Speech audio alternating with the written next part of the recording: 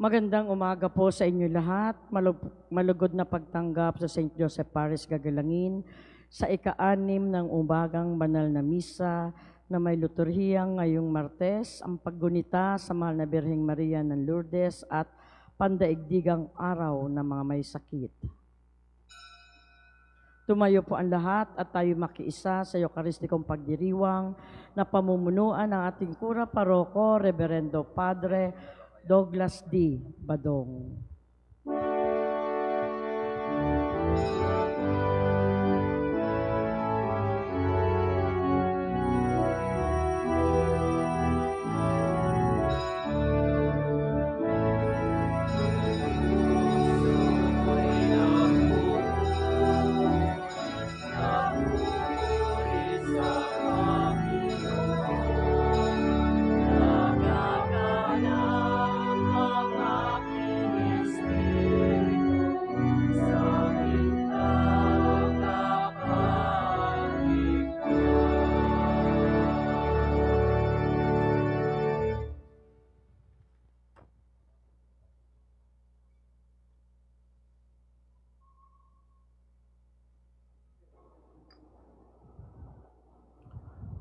Sa ngalan ng Ama at ng Anak at ng Espiritu Santo. Amen. Ang pagpapala ng ating Panginoong Hesus Kristo, ang pag-ibig ng Diyos Ama, at ang pakikipagkaisa ng Espiritu Santo naway sumainyong lahat. At sumaiyo rin. Ngayon po ay pinagdiriwang natin ang kapistahan ng Mahal na Birheng Maria ng Lourdes. Ialay natin ang misang ito para sa kagalingan ng lahat ng mga may sakit. Mga kapatid, aminin natin ang ating mga kasalanan upang tayo'y maging marapat gumanap sa banal na pagdiriwang. Inaamin ko sa makapangyarihang Diyos at sa inyo mga kapatid na lubha akong nagkasala sa isip, sa salita at sa gawa, at sa aking pagkukulang. Kaya isinasamo ko sa Mahal na Birheng Maria, sa lahat ng mga anghel at mga banal, at sa inyo mga kapatid, na ako'y ipanalangin sa Panginoong ating Diyos. Kaawaan tayo ng makapangyarihang Diyos, patawarin tayo sa ating mga kasalanan, at patnubayan tayo sa buhay na walang hanggan. Amen. Panginoon, kaawaan mo kami. Panginoon, kaawaan mo kami. Kristo, kaawaan mo kami. Kristo, kaawaan mo kami. Panginoon, kaawaan mo kami. Panginoon, kaawaan mo kami. Manalangin tayo.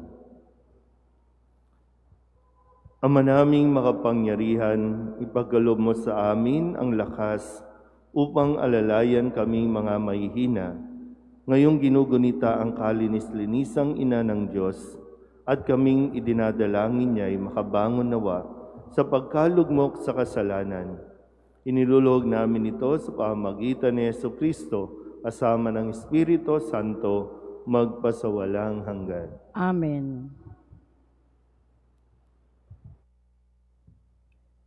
Pagbasa mula sa aklat ni Propeta Isaías. Magalak ang lahat, magalak kayo dahil sa Jerusalem. Ang lahat sa inyo na may pagmamahal, wagas ang pagtingin. Kayo'y makigalak at makipagsaya, lahat kayong tumangis para sa Kanya. Tatamasahin ninyo ang kasaganaan niya, tulad ng sanggol sa dibdib ng kanyang ina. Sabi pa ng Panginoon, padadalhan kita ng walang katapusang pag-unlad. Ang kayamanan ng ibang bansa ay dadaloy sa iyon tila agos ng ilog.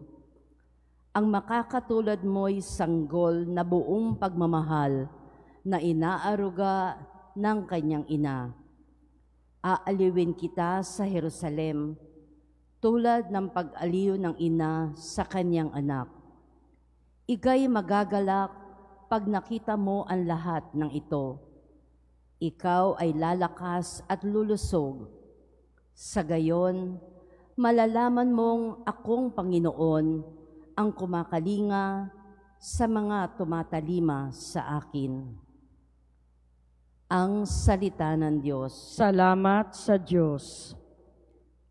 Pinupuri kang lubusan ng lahat sa ating bayan. Pinupuri kang lubusan ng lahat sa ating bayan. Anak, sumasa iyo ang pagpapala ng Diyos na kataas-taasan. Higit kang pinagpala kaysa lahat ng babae sa lupa. Purihin ang Panginoon, ang Diyos na lumalang sa langit at lupa. Pinupuri kang lubusan ng lahat sa ating bayan. Ang pananalig sa Diyos na nag-udyok sa iyo ay hindi na mapaparang sa isip ng mga tao habang ginugunita nila ang kapangyarihan ng Diyos. Pinupuri kang lubusan ng lahat sa ating bayan. Magsitayo na po ang lahat.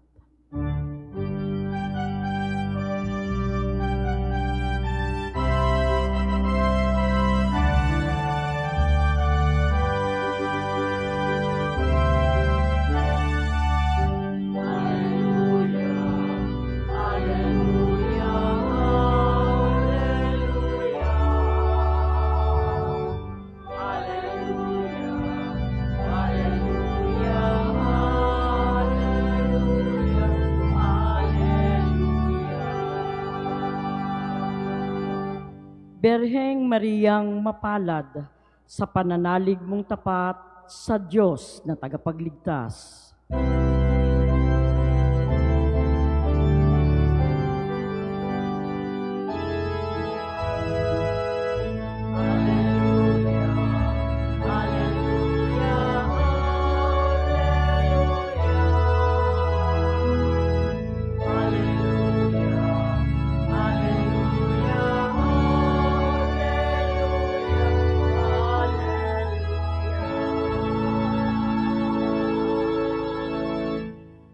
Sumainyo ang Panginoon. At sumaiyo rin.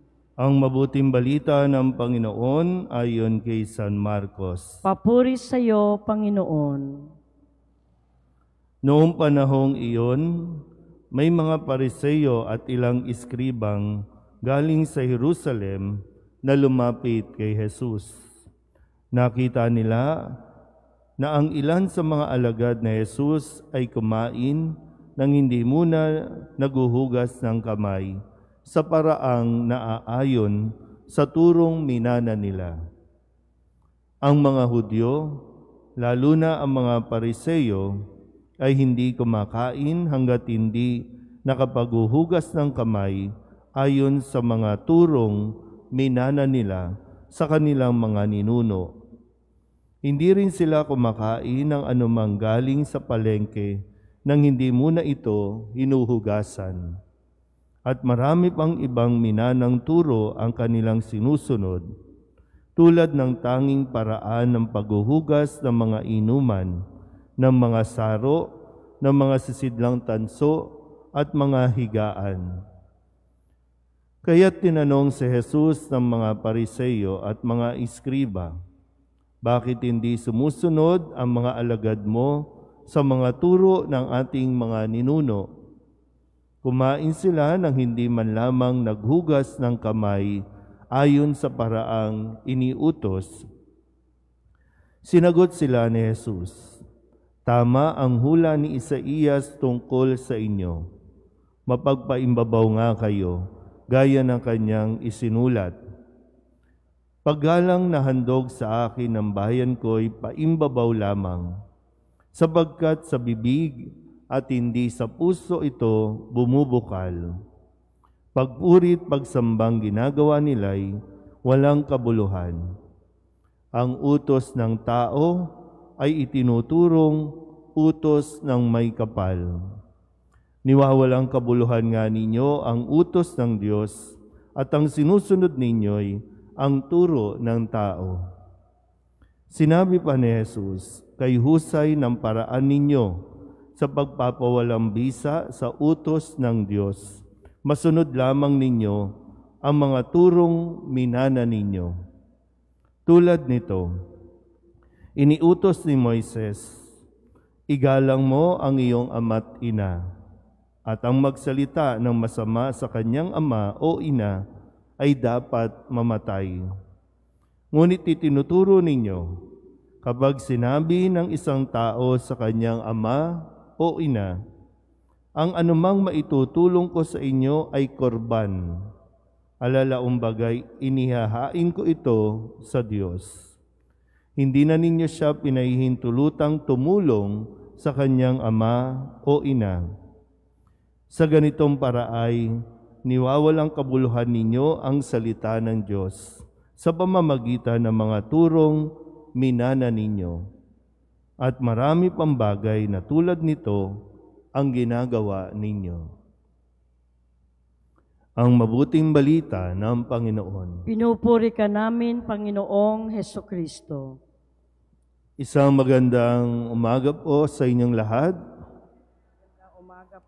Ngayon po ay Martes ng ika-5 linggo sa karaniwang panahon at ating pong ginugunita ang kapistahan ng mahal na Birhen, ng Lourdes, kung saan siya ay nagpakita o yung aparisyon sa batang si Bernadette Severu at doon siya ay nagpakilala bilang Immaculate Conception.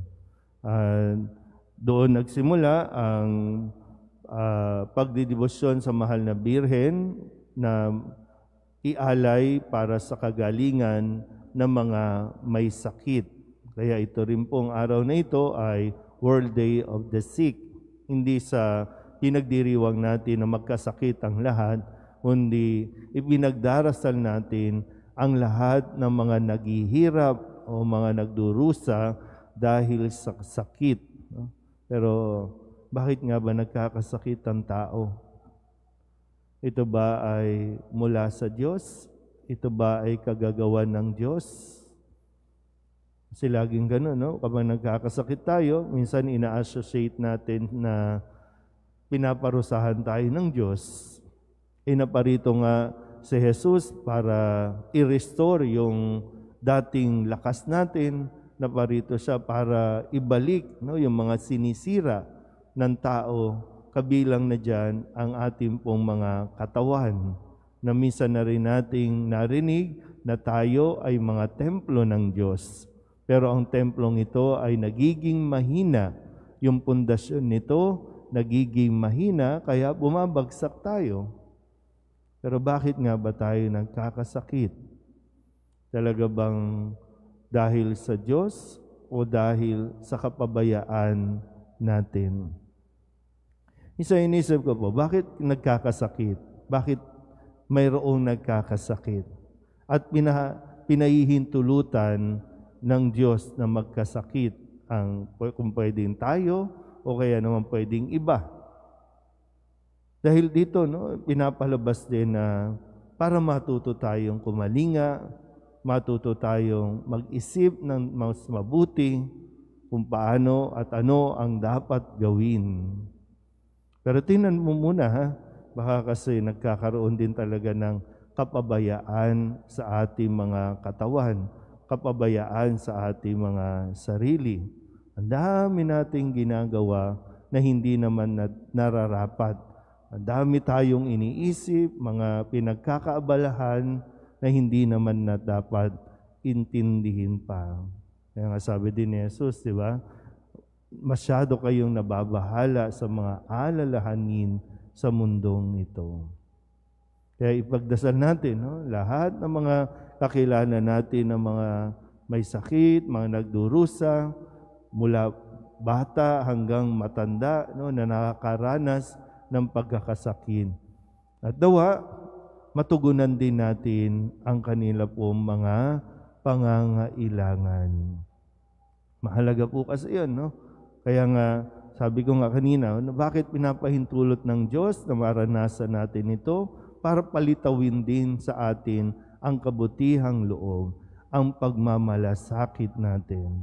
Lalo na, no, sa ating ebanghelyo, meron ditong usapin tungkol sa batas, no, yung paghuhugas ng kamay.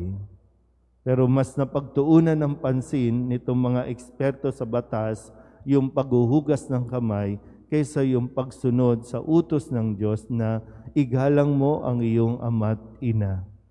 Sabi ni Jesus, ang dami niyong batas na ginagawa na mga minamana, pero yung essential, yung mahalaga ay kinakaligtaan natin at nagkakaroon ng exemption. Sabi niya, kapag ang isang tao nagdala ng offering at sinabing ito ay para sa Diyos, ina-acknowledge niya, okay na yan. Para bang justifiable na, wag mo nang tulungan ang iyong mga magulang. Okay, wag mo nang tulungan ang mga may sakit. Kasi in-offer mo para sa Diyos. Naalala niyo ba minsan, kapag kung titingnan lang natin, kapag nag-o-offer tayo sa misa, mga prutas, mga pagkain, supposedly ito ay para sa mga may sakit o para sa mga may hirap. Pero lagi natin mas inuuna natin yung pag-aalay, samantalang mayroong mas nangangailangang kumain. So alin doon ang ating mas pahahalagahan? Sa sitwasyon natin ngayon, ngayong araw na ito, kagabi nga lang sa social media, nagsulputan na lahat ng mga campaign materials, mga ads. Maingay na simula ngayon, sa mga kampanya, mga pangako, mga gagawin nila. Pero kalimutan na naman natin, may batas, dapat magbayad tayo ng buwis. May batas, dapat maghulog tayo sa PhilHealth. Pero kapag may nagkakasakit na, ay wala tayong pondo. Maraming mga may sakit ang dapat natulungan na, pero hindi madala-dala sa ospital. Kahit sasabihin na libre ang magkasakit, libre ang pumunta sa ospital. Pero walang facilities. Nasaan ang pera? Nasaan ang pondo? Parang hanggang doon lang tayo sa tagabantay na, magbayad kayo. Bawal yan. Pag hindi kayo nagbayad, huhulihin kayo. Pero pag nandyan na ang pondo, hindi natin to pwedeng galawin. Hindi natin to pwedeng ibigay sa mga may sakit. Hindi ko alam kung nakaranas na ba kayo na magkasakit, mangailangan ng gamot, kailangan dalhin sa ospital, at hindi ka na nagpapadala sa ospital kasi pagpasok mo pa lang, bayad na. Mukhang yayamanin kayo lahat dito, walang problema, Pag nagkasakit, punta sa St. Luke's, punta sa USC, walang problema. Pero napakaraming tao ang nangangailangan ng alalay. Nangangailangan ng tulong.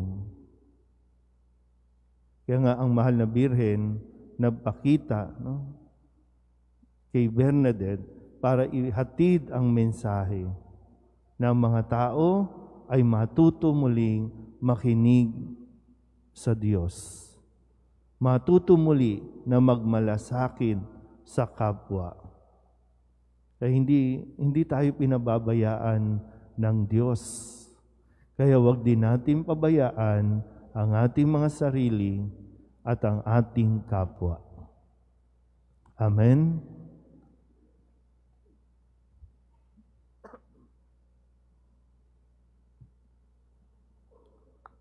Diyos ng hiwaga, nasa tabi ka namin at nalalaman mo kung ano ang bumabagabag sa amin. Kaysa ni Maria, ang ina ng iyong anak at aming ding ina, tumatawag kami sa iyo. Ang ating itutugon, Panginoon, umaasa kami sa iyo. Panginoon, umaasa kami sa iyo. Ang Santo Papa, mga obispo, mga pari, at mga relihiyoso, naway maging tapat sa kanilang pangako sa Diyos.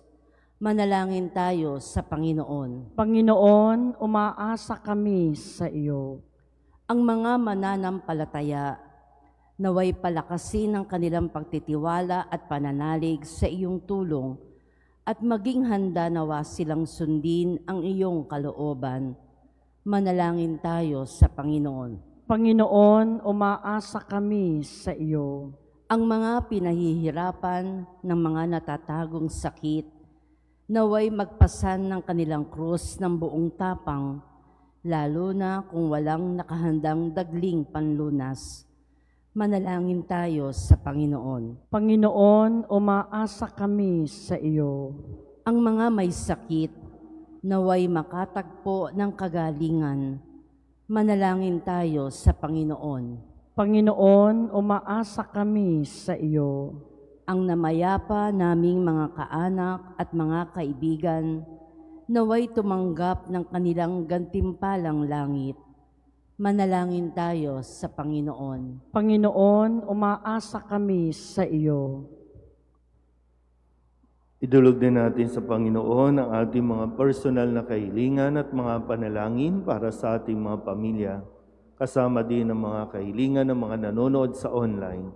Lahat ng mga misang pasasalamat, special na intensyon, agarang paggaling ng mga may sakit, at ang lahat ng mga kaluluwa na inihiling na ipagdasal sa misang ito.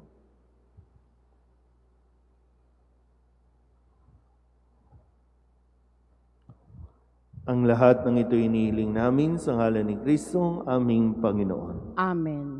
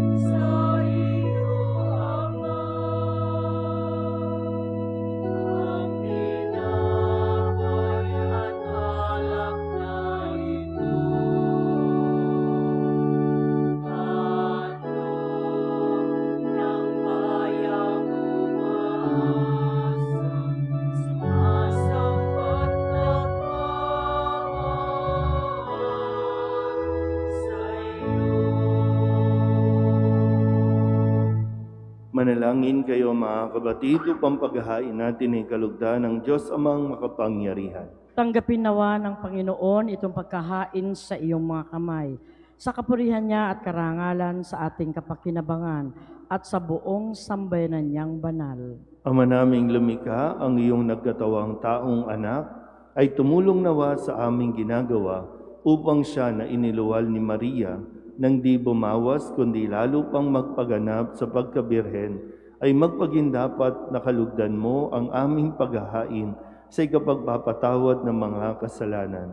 Sapagkat siya ang Panginoong kasama mo at ng Espiritu Santo magpasawalang hanggan. Amen. Sumainyo ang Panginoon. At sumaiyo rin. Itaas sa Diyos ang inyong puso at diwa. Itinaas na namin sa Panginoon. Pasalamatan natin ang Panginoong ating Diyos. Marapat na siya ay pasalamatan. Ama naming makapangyarihan, tunay nga marapat na ikaw ay aming pasalamatan. Bukod mong pinabalang maging ina ni Hesu Kristo, ang mahal na birheng nagpupuri at nagagalak sa iyo. Ikaw ang gumawa ng tanang dakilang bagay.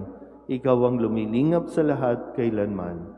Nilingap mo ang mahal na birhen bilang iyong abang alipin na iyong binigyan ng tungkuling kumalinga sa anak mong manunubos namin. Kaya kaysa ng mga anghel na nagsisiawit ng papuri sa iyo nang walang humpay sa kalangitan, kami nagbubunyi sa iyong kadakilaan.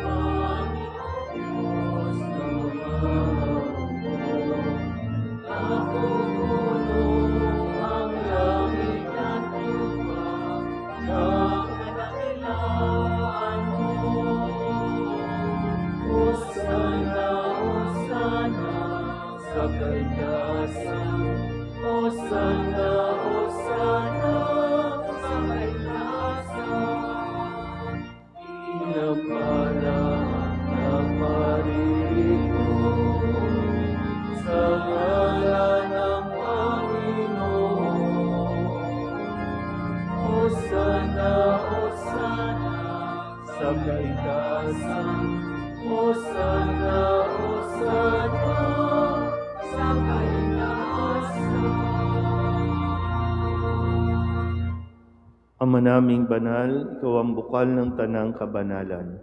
Kaya't sa pamamagitan ng iyong Espiritu, gawin mong banal ang kaloob na ito upang para sa aming maging katawan at dugo ng aming Panginoong Hesu Kristo.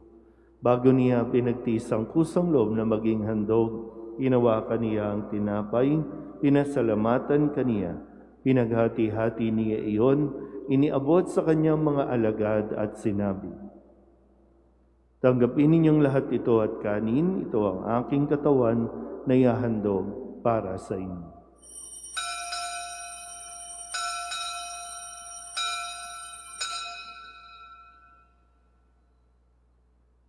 Gayun din naman nang matapos ang hapunan, hinawakan niya ang kalis, muli kaniyang pinasalamatan.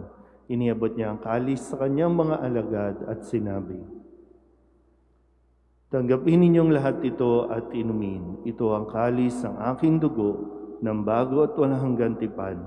Ang aking dugo na ibubuhos para sa inyo at para sa lahat sa ikapagpapatawad ng mga kasalanan. Gawin ninyo ito sa pag-alaala sa akin."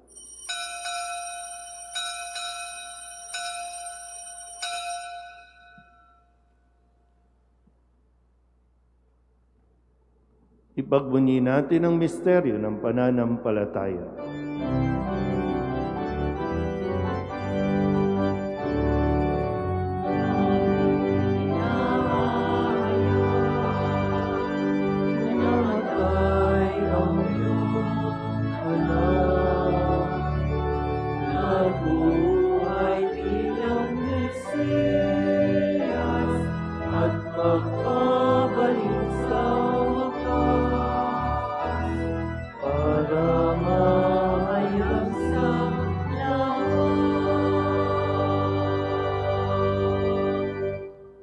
Ama, ginagawa namin ngayon ang pag-alaala sa pagkamatay at muling pagkabuhay ng iyong anak, kaya tiniaalay namin sa iyo ang tinapay na nagbibigay buhay at ang kalis na nagkakaloob ng kaligtasan.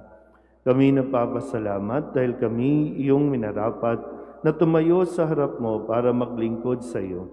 Isinasamo namin kami magsasalo-salo sa katawan at dugo ni Kristo ay mabuklod sa pagkakaisa sa pamamagitan ng Espiritu Santo.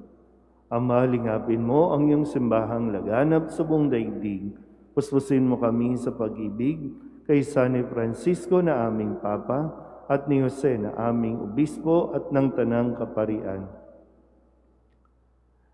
Alalahanin mo si Maria Malike na tinawag mo mula sa daigdig na ito. Nung siya'y binyagan, siya'y nakaisa ni Kristo sa pagkamatay. Ngayong siya'y pumanaw, naway makaisa siya ni Kristo sa pagkabuhay. Alalahanin mo rin ang mga kapatid naming nahimlay na may pag-asang sila'y muling mabubuhay, gayon din ang lahat ng mga pumanaw. Kawaan mo sila at patuloyin sa iyong kaliwanagan. Kawaan mo at pagindapating kaming lahat na makasalo sa iyong buhay na walang wakas. Kaysa ng mahal na Birheng Maria na Ina ng Diyos, ng kabiyak ng puso niyang si San Jose, kaysa ng mga apostol at ng lahat ng mga banal na namuhay dito sa daigdig ng kalugod-lugod sa iyo, may pagdiwang nawa namin ng pagpupuri sa ikararangal mo sa pamamagitan ng iyong anak na aming Panginoong Hesu Kristo. Sa pamamagitan ni Kristo, kasama niya at sa Kanya, ang lahat ng parangal at papuri ay sa iyo, Diyos Amang makapangyarihan, kasama ng Espiritu Santo, magpasawalang hanggan.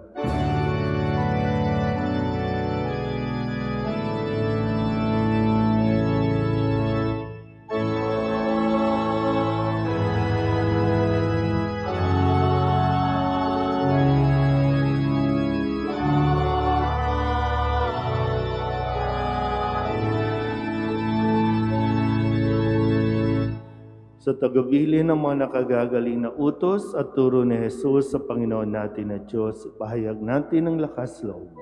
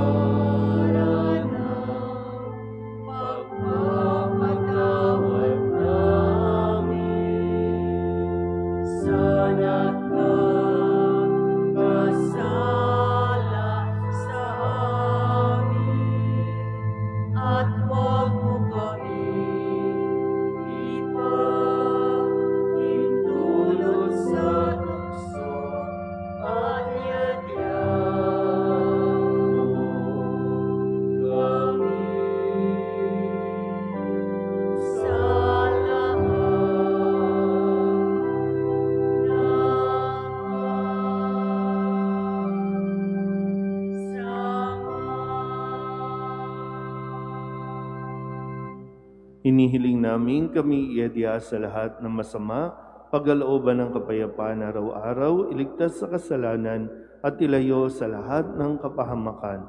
Samantalang aming pinananabikan ang dakilang araw ng pagpapahayag ng tagapagligtas namin sa Jesucristo.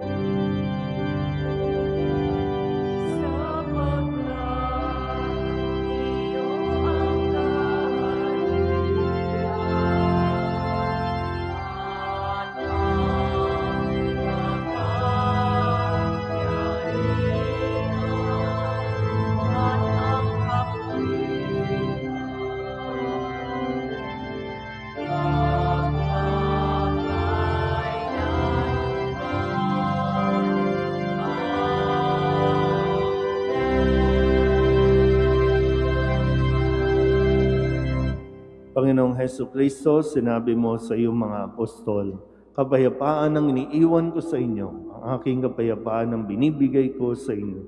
Tunghayan mo ang aming pananampalataya at huwag ang aming mga pagkakasala. Pagkalooban mo kami ng kapayapaan at pagkakaisa ayon sa iyong kalooban, kasama ng Espiritu Santo, magpasawalang hanggan. Amen. Ang kapayapaan ng Panginoon ay laging sumainyo. At sumaiyo rin. Magbigayan po tayo ng kapayapaan sa isa't isa.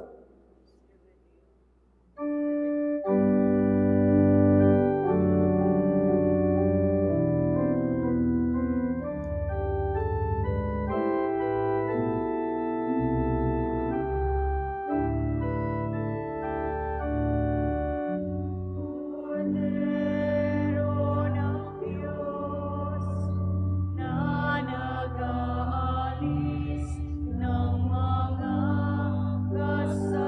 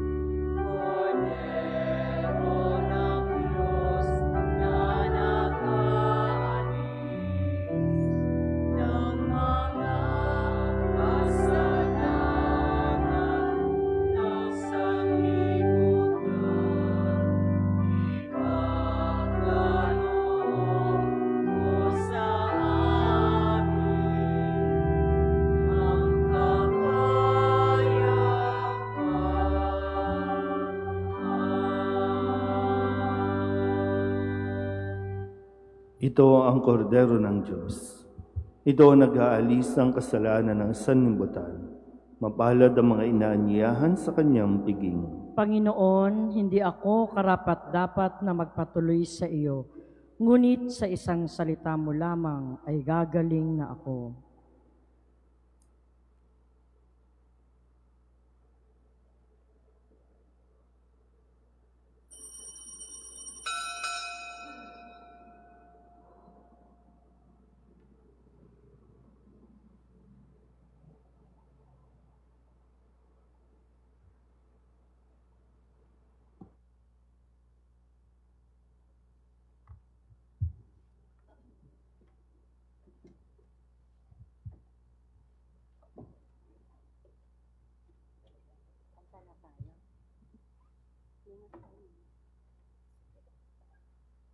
Yun na nga, mingas ng pagkakas.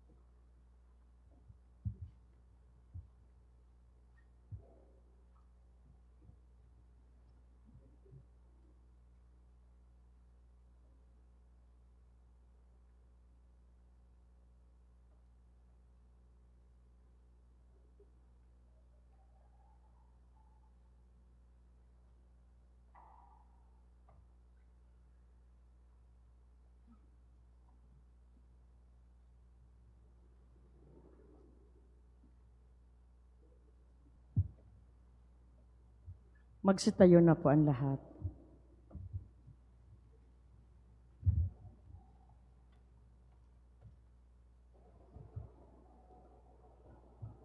Manalangin tayo.